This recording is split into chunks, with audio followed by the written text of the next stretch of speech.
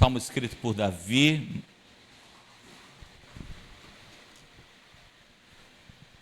capítulo 68, fala de um aspecto muito importante sobre o nosso Deus. O livro dos Salmos, ele não é tido como um livro doutrinário, como as cartas de Paulo, como os evangelhos, as epístolas de Pedro. Mas Jesus constantemente estava citando os salmos para mostrar algum aspecto até profético da vida mesmo de Jesus e para mostrar algumas características do Deus, seu Pai.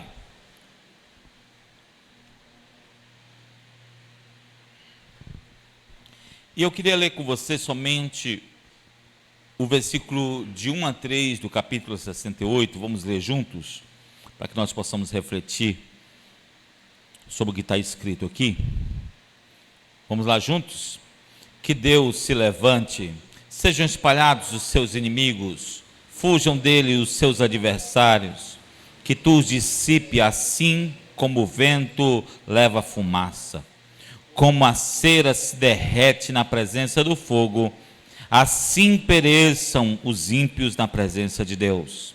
Alegrem-se, porém, os justos, exultem diante de Deus, regozijem-se com grande alegria. Senhor, nós estamos aqui nesta noite,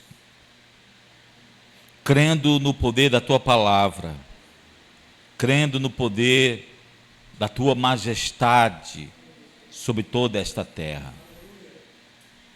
O mundo, Deus, tem se tornado um caos para muitos que estão aqui. Mas para Ti, Senhor Deus, eu sei que está tudo dentro do Teu cronograma. Eu peço ao Senhor que esta visão do Senhor venha a ser derramada sobre o nosso olhar hoje, sobre os nossos corações. E que o Teu povo, Senhor Deus, venha esta noite deslumbrar a grandeza dos Teus ensinos dentro deste salmo. Em nome de Jesus, que o Senhor venha mostrar o Teu poder em nossas vidas, ao falar em cada vírgula, em cada acento da Tua palavra com as nossas vidas. É a nossa oração, Senhor, em nome de Jesus. Amém. Amém. Amém. Em algumas vezes, os salmistas falam sobre essa expressão, levanta-te, Senhor. Quando se lê à primeira vista, tem gente que pensa que Deus está deitado, ou que Deus está caído. Mas não é isso que a expressão quer dizer. A expressão quer dizer que Deus está sentado no seu trono, reinando, governando, dirigindo todas as coisas. E que ao se levantar, atitudes extremas poderão acontecer. Atitudes não tão normais para nós poderão acontecer, mas para Deus é tudo normal. O fato de Deus levantar-se faz com que aconteça coisas extraordinárias na face da terra. Quando vejo furacões, quando vejo países balançando com aberturas na terra, eu começo a ver Deus levantar-se no meio disso. Quando vejo homens endurecendo seus corações como Faraó, eu começo a ver Deus se levantando para isso. Sabe quando a pessoa começa a se ajeitar na cadeira para se levantar? Eu começo a ver Deus fazendo isso. A sensação que sinto neste tempo no Brasil é como se Deus estivesse preparando o povo para sair do Egito. Lembra desse tempo em que nós lemos já os momentos em que o povo estava se preparando para sair do Egito? E Deus continuava endurecendo o coração de Faraó.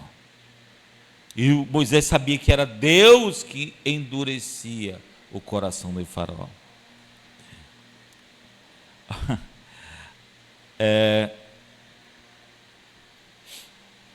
Às vezes as pessoas acham que Deus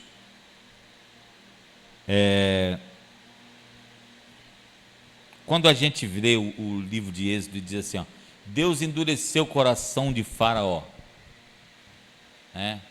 parece que a pessoa se tornou ruim, dura, porque alguém fez isso com ela. Mas a grande verdade é, Deus não estava atuando na vida do Faraó.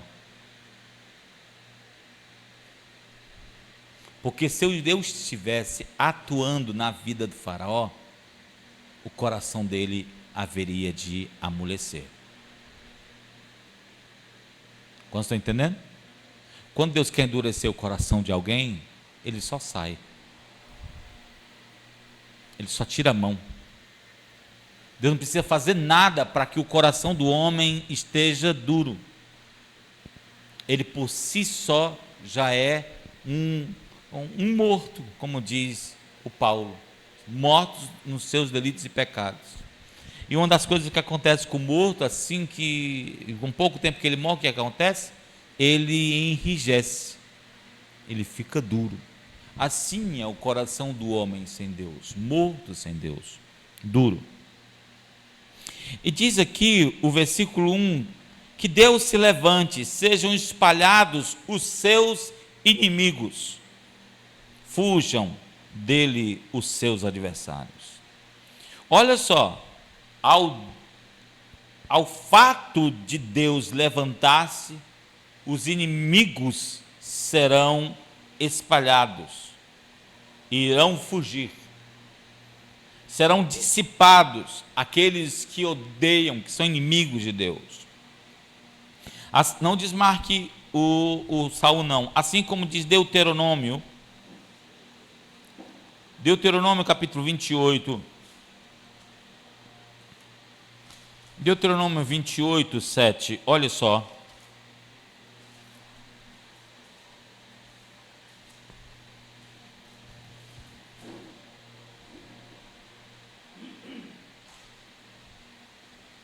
Acharam? Vamos ler juntos. O Senhor concederá que sejam derrotados diante de vocês os inimigos que os atacarem. Virão a vocês por um caminho e por 7 fugirão. Quando o Senhor permite, concede que os inimigos nos ataquem, que os inimigos façam mal ao seu povo, é porque o Senhor vai agir de uma forma muito dura com eles. Hoje um maluco entrou numa igreja nos Estados Unidos, atirou nas pessoas e tocou fogo na igreja. Você acha que Deus não vê essas coisas? E que Ele só vê e não está preparando algo para fazer através da sua justiça nessa terra? Você acha que Deus está só de espectador de todas as atrocidades, de todas as mentiras que falam contra as suas verdades? O Salmo 68 diz que os inimigos fugirão diante dele. O Salmo também diz no versículo que eles serão dissipados, no versículo 2, assim como o vento leva a fumaça. Olha o peso dos inimigos para Deus, peso de fumaça. Fumaça pesa alguma coisa? Mas faz mal, né?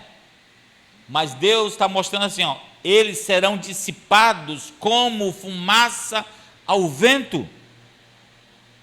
E ainda diz outra expressão muito forte, como a cera que se derrete na presença do fogo. Porque Deus, ele age como fogo consumidor. Ai daqueles que zombam de Deus nessa geração. Ai daqueles que brincam com Deus nessa geração.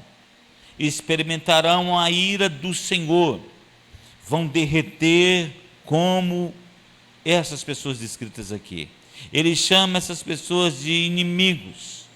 Ele chama essas pessoas de ímpios, como diz aqui no final do versículo 2. Assim pereçam os ímpios na presença de Deus.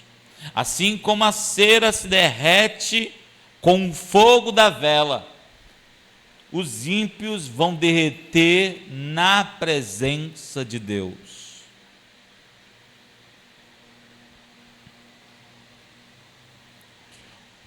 O que Deus mais quer de minha vida e da sua nessa terra, para que faça diferença?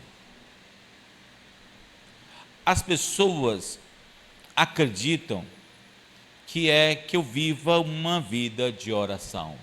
Outros acreditam que eu saiba muito da palavra. Outros acreditam que eu seja uma pessoa bem ativa na igreja. Tem uma coisa que Deus quer demais na minha vida e na sua, que supera todas essas coisas. Ele quer que sua presença esteja em minha vida e na sua.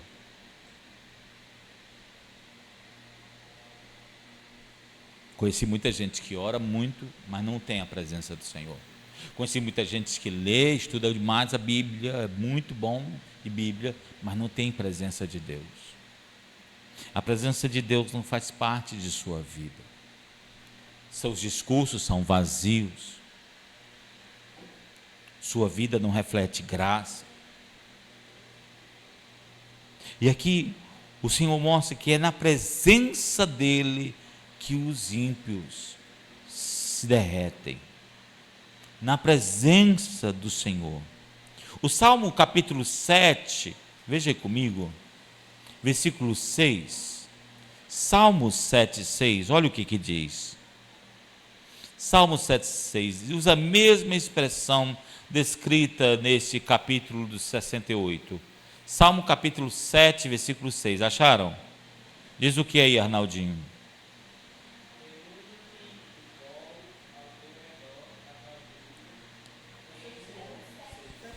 Arnaldinho não está na Bíblia ainda, na mesma Bíblia que a gente.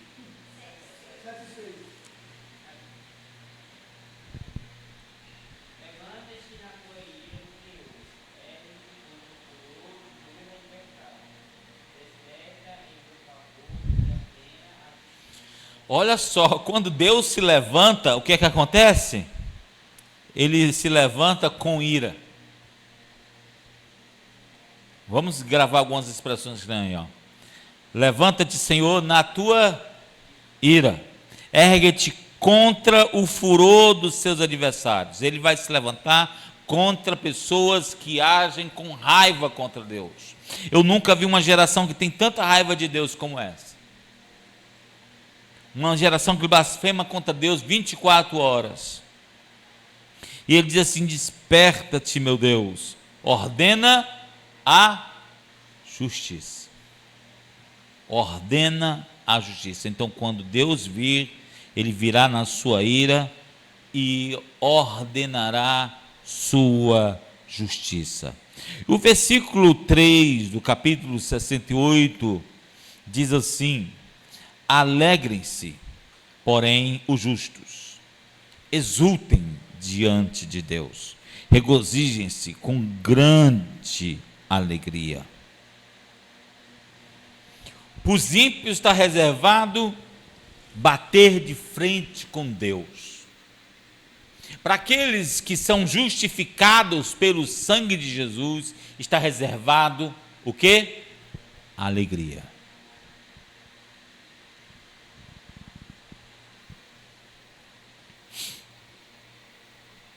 A gente se alegra com a morte das pessoas?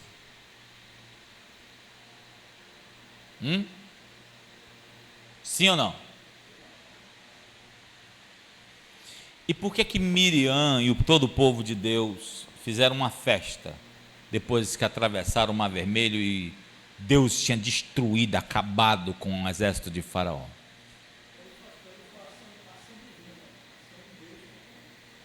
Hein? E por que é? Eles se alegraram pela morte dos egípcios?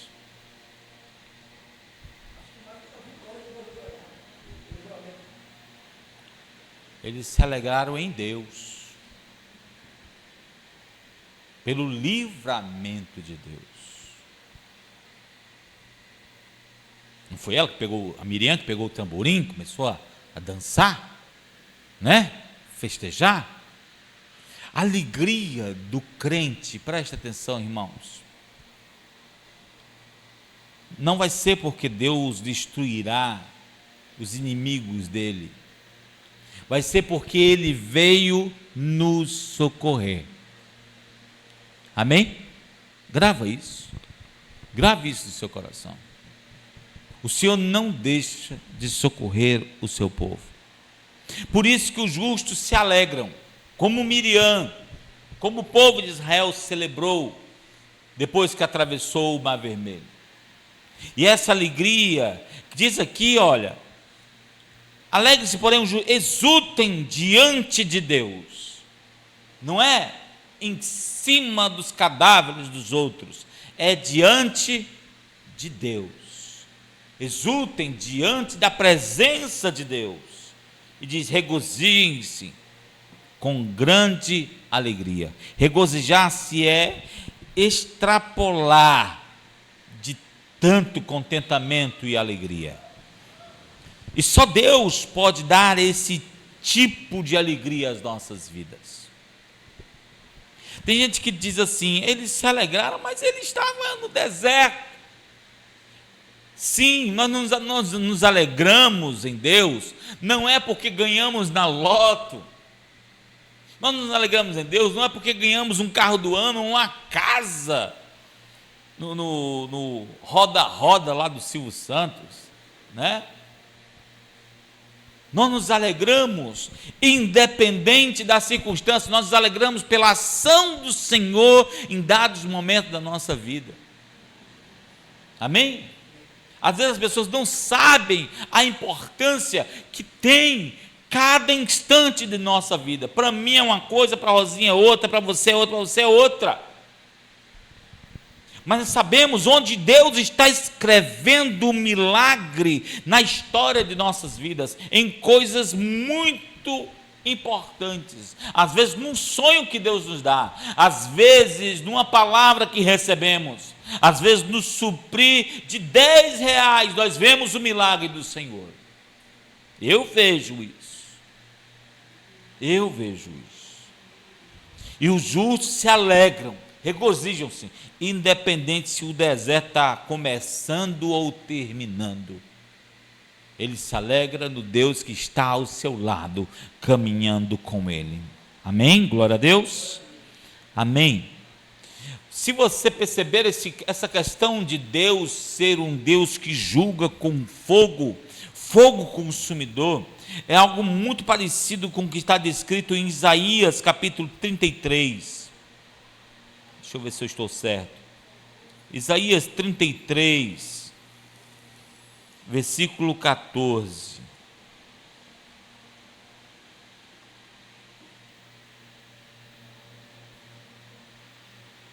Olha o que ele diz sobre esse poder de Deus contra os ímpios.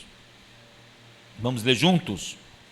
Em Sião, os pecadores estão aterrorizados, o tremor se apodera dos ímpios. Quem de nós pode conviver com um fogo consumidor? Quem de nós pode conviver com a chama eterna? Meu Deus! Essa semana eu vi várias pessoas da linha da promiscuidade desta geração dizendo que não crê em Deus. E sabe o que eu vi no olhar dessas pessoas? Eu vi que não é que elas não creem, elas ainda dizem assim: eu odeio Deus. Aí eu disse: se crê que Deus não existe, como é que você odeia uma pessoa que não existe? Não é que eles não creem que Deus não existe, é que eles querem acreditar por fim na força que os seus piores medos não acontecerão. Sabe qual é o pior medo de um político corrupto? É Deus vir contra ele com a sua justiça. Sabe qual é o pior medo de um homossexual? É Deus vir contra ele com a palavra de Romanos. Nós não seremos julgados pela palavra, né?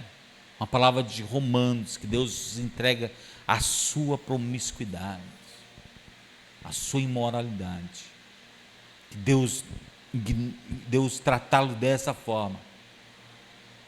Então é melhor pensar que ele não existe, porque pensar que ele existe é, como diz aqui, aterrorizante. Haverá terror.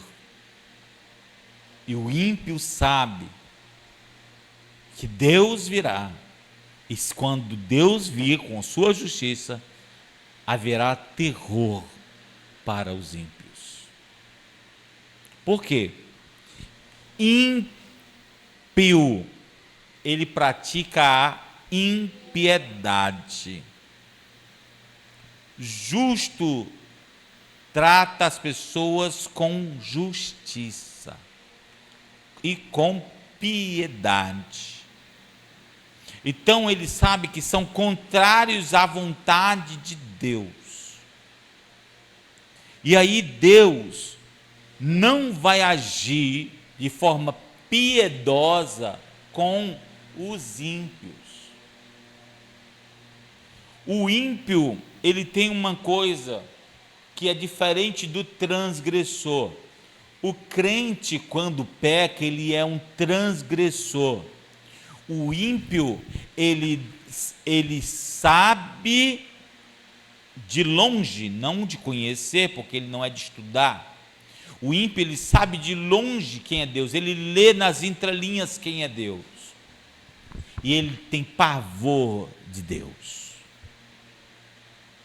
Porque ele ama viver na imoralidade, na maldade dos seus corações. Ele ama mais isso do que Deus. Ele ama mais o seu pecado do que até ele mesmo. Quando eu estudo música com os meus alunos, e vou estudando a vida de algumas pessoas que passaram, até famosas, como Fred Mercury, Cazuza, Elvis Presley, a gente vai vendo a vida dessas pessoas e vai vendo que elas amaram mais os seus pecados do que o conhecimento de Deus. E não queriam saber nada da justiça, nenhum aspecto da justiça. E como que Deus se apresenta para essas pessoas? Como diz aqui o Salmo 33. Diz aqui, quem poderá conviver com um fogo consumidor? Deus vai se apresentar como fogo consumidor. E essas pessoas, como disse Davi no Salmo 68, serão como cera que irá se derreter. E se você ver sua Bíblia, Lá no Salmo 68, volte para lá, por favor. No versículo 21, olha o que diz. Salmo 68, 21. Leia aí, Lincoln, para a gente.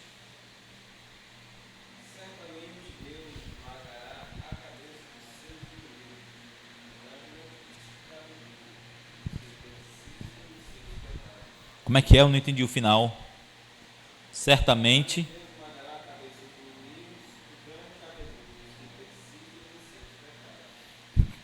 Que expressão pesada, não é?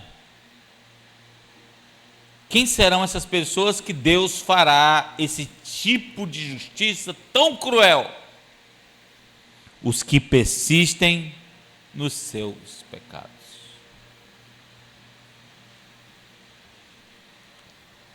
Queridos, quando olhamos isso aqui, como homens pecadores que somos, preste atenção nisso aqui. Temos que olhar os nossos pecados de estimação e largá-los. Amém? A persistência no pecado é um sinal de impiedade, não de transgressão mais. É sinal de impiedade.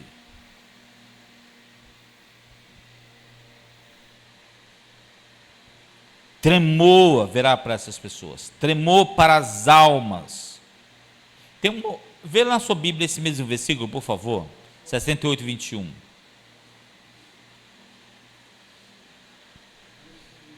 Sim, Deus baixa a cabeça dos seus inimigos, e o cabeludo crânio do que anda nos seus próprios delitos. Isso.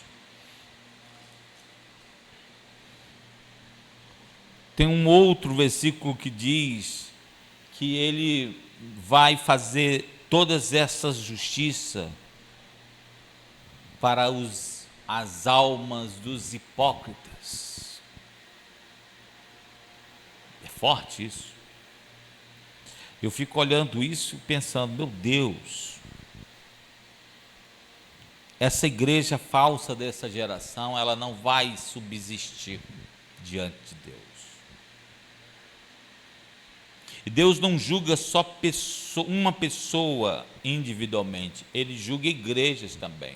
Você vê pelo que Ele fez nas cartas das 7 igrejas do Apocalipse. Ele não estava julgando uma pessoa, estava julgando uma igreja que comportava-se todo mundo dos mesmos pecados.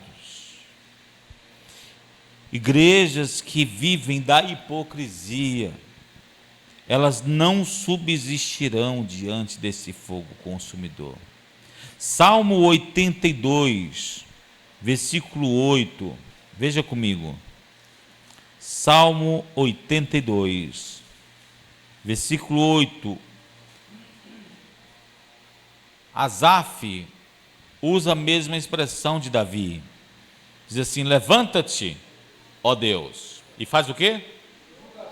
Julga a terra, pois todas as nações te pertencem. Hoje estão os líderes das nações bombardeando as nações vizinhas para que eles tenham extensão de terra, como se eles fossem os donos da terra. Isso é uma afronta a Deus. Porque quando Deus levanta, toda vez que você vê essa expressão, levanta-te, Senhor, bote justiça embaixo. Deus virá e virá julgar a terra, como diz aí o versículo 8. Virá julgar a terra, né? Para executar juízo sobre a terra. E por que ele irá fazer isso? Tem gente que acha que Deus tem que ficar no lugar dele e a gente no nosso. Você sabe por que Deus virá fazer justiça sobre essa terra? Porque, como diz o versículo, essa terra pertence a ele, e até a vida dos ímpios está nas mãos dele.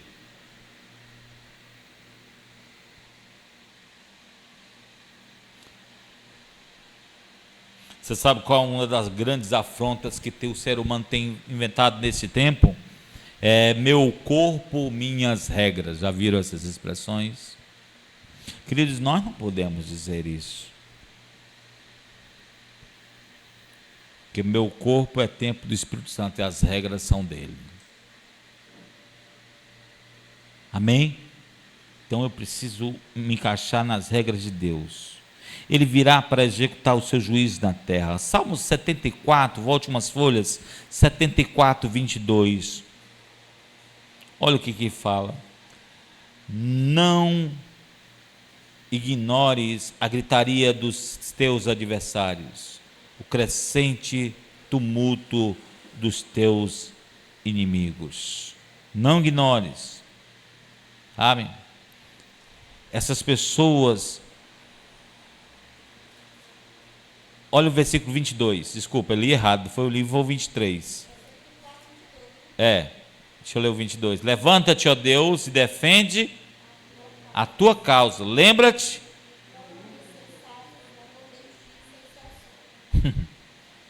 Como os insensatos zombam de ti sem cessar.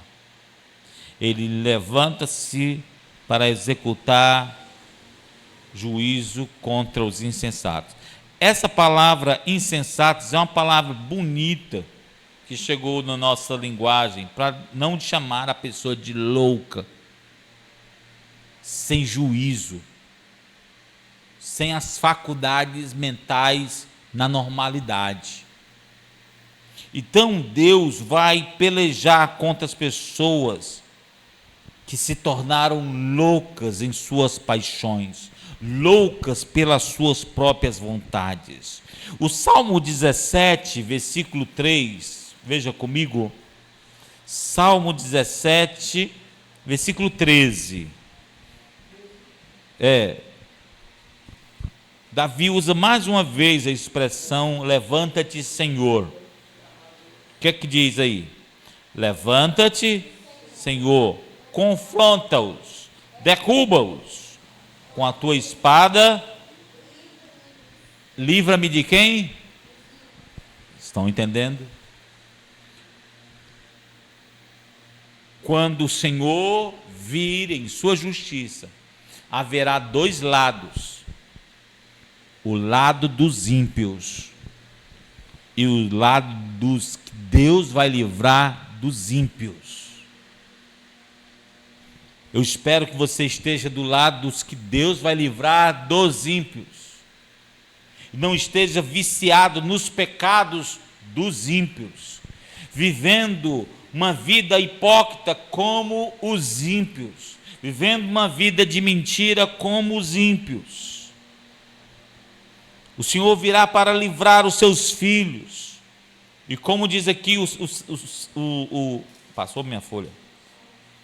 O 17, 13. Ele vem com espada para livrar. E ele vem para fazer duas coisas, como diz no meio do versículo. Ele confronta essas pessoas e ele vai derrubá-las. Deus vai confrontar essas pessoas e vai derrubá-las. Vamos voltar para o Salmo 68, para nós concluirmos. O versículo 4 diz assim, para essas pessoas que o Senhor irá livrar. Vamos ler a partir do verso 3. Alegrem-se, porém, os justos, exultem diante de Deus, regozijem-se com grande alegria, cantem a Deus e louvem o seu nome, exaltem aquele que cavalga sobre as nuvens, seu nome é Senhor, Adonai, exultem diante dele, Pai para os órfãos e defensor das viúvas, é Deus em sua santa habitação. Deus dá um lar aos solitários, liberta os presos para a prosperidade, mas os rebeldes vivem aonde? Em terra árida, em sequidão, em vazio. O Senhor, como diz o versículo que nós lemos agora, preste atenção, Ele quer o melhor para os seus filhos. Vou dizer de novo, para que você grave essa frase. O Senhor quer o melhor para os seus filhos. Ele quer que seus filhos vivam em alegria. Ele quer que os seus filhos exultem no livramento que Ele vai dar. Ele quer que os seus filhos entendam que eles não são órfãos, eles têm pai. Eles querem que eles entendam que até as viúvas que se sentem solitárias têm um defensor. É Deus que vem de sua santa habitação, que Ele se levanta e vem para fazer isso pelo seu povo. Eu creio no teu poder, Senhor. Ele diz que Ele dá até um lar por solitário e faz aquele que era preso, sem futuro nenhum, ser uma pessoa próspera na terra. Os rebeldes não experimentarão isso. As pessoas que endureceram seus corações, que viveram agarradas aos seus pecados, não experimentarão isso. O Senhor fará o melhor pelos seus filhos. Não há como mudar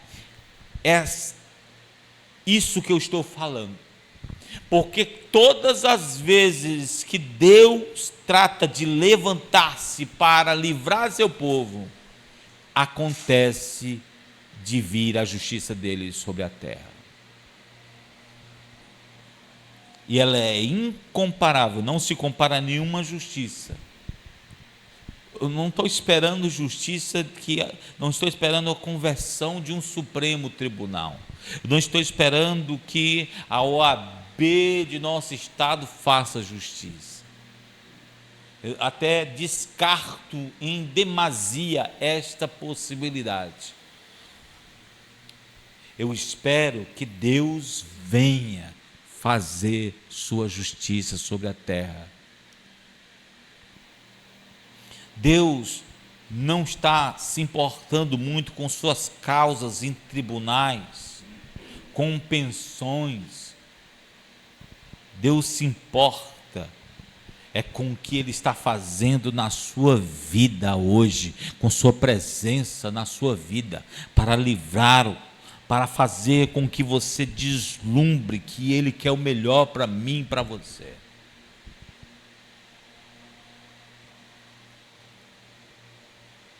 Você sabe qual foi o primeiro milagre que aconteceu depois que o povo atravessou o Rio Jordão?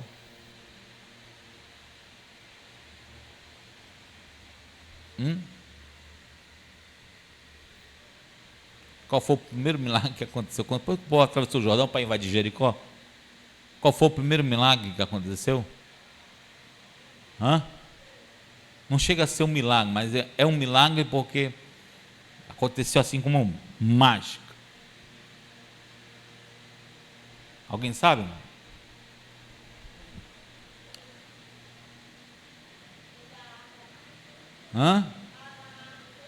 Não.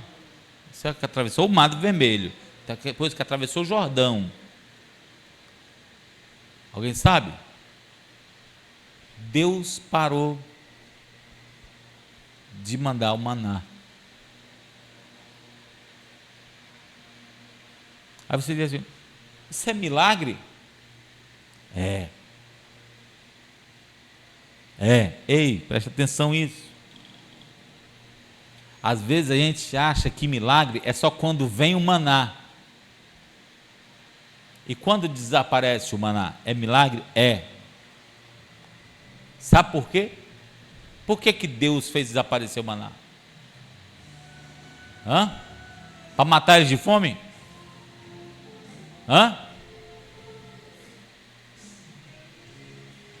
Já tinham chegado na terra prometida.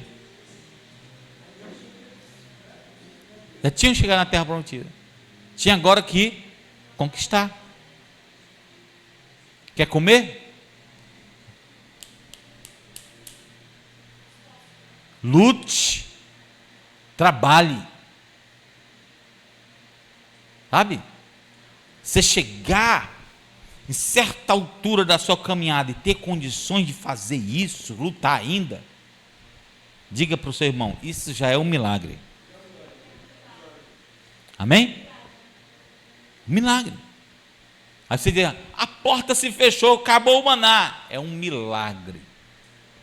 É Deus dizendo assim, ó, tem uma coisa bem grande lá na tua frente, uma muralha enorme para você derrubar, e do outro lado tem mais para você, uma terra prometida para você. Como estão entendendo? Por quê? Porque Deus quer o melhor para os seus filhos. Amém? Imagina se Deus continuasse dando maná. Na hora do primeiro confronto, imagina que os muros não caíssem.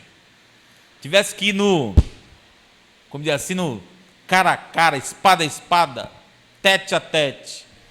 E aí vários meses de guerra. Qual era a primeira coisa que vinha na cabeça? O negócio aqui está ruim. Vamos voltar para lá que o maná estava... Lá tinha maná, cordonizes, né? Quando Deus faz cessar e dizendo assim, ó, não tem volta. É daqui para frente. E Deus levantou-se e agiu pelo seu povo. O livro de Josué mostra isso. Josué se preparando para a batalha, acordou de madrugada, encontrou um homem com a espada na mão, pronto para a batalha. Era Deus, já estava de pé com a espada na mão. A Bíblia não diz o que o homem disse para Josué. A gente só sabe o seguinte: quando Josué saiu dali, ele já saiu dizendo assim, ó, vamos cercar a muralha, toca a trombeta, e aí ela vai cair. Por quê? Lembra que eu falei para você? A presença do Senhor tem que estar com você. É na presença do Senhor que Ele te dá estratégia. É na presença do Senhor. Arrependa-se de seus pecados. Viva uma vida de santificação. Tenha uma vida limpa diante de Deus, e o Senhor falará contigo em sua palavra, e você terá estratégias de Deus para a sua vida. E você vai ver que o deserto que você está passando,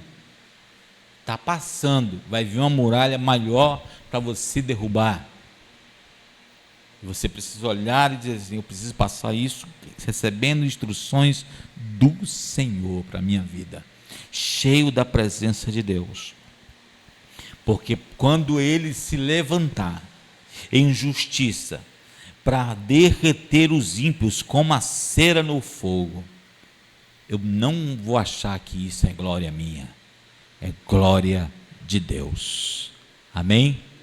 A Bíblia diz que tem que se gloriar em uma coisa, devemos nos gloriar no Senhor. Amém? E é isso que devemos fazer. Baixe sua cabeça, feche seus olhos, vamos orar. Exaltamos, Senhor, das nossas vidas.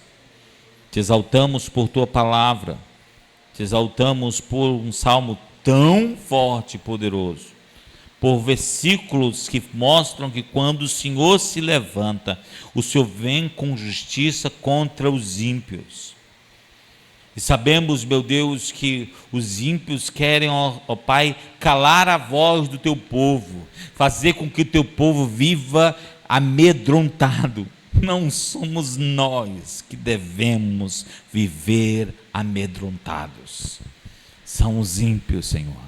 Não somos nós que devemos viver atemorizados, são os ímpios, Senhor. O Senhor vem, se levanta para pelejar contra aqueles, Senhor Deus, que perderam o juízo, contra aqueles, Senhor Deus, que agem com hipocrisia, contra aqueles, Senhor Deus, que são apegados aos seus pecados, que amam os seus pecados. Vem, Senhor Deus, sobre esta terra e executa teu juízo, em nome de Jesus.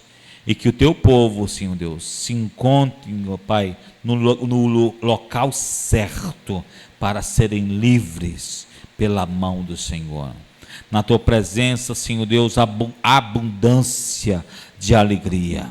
Na tua presença, Senhor Deus, até a tristeza salta de alegria. Que o Senhor venha alegrar os corações daqueles que estavam, Senhor Deus, desestimulados. Que o Senhor, Deus, venha trazer consolo àqueles que estavam tristes. Que o Senhor, Deus, venha trazer vigor àqueles, Deus, que estavam sobrecarregados. Em nome de Jesus, que essa palavra, Senhor Deus, venha alegrar os corações do teu povo. Em nome de Jesus nós oramos e te agradecemos, Senhor. Amém. Vamos cantar um hino? Glória a Deus.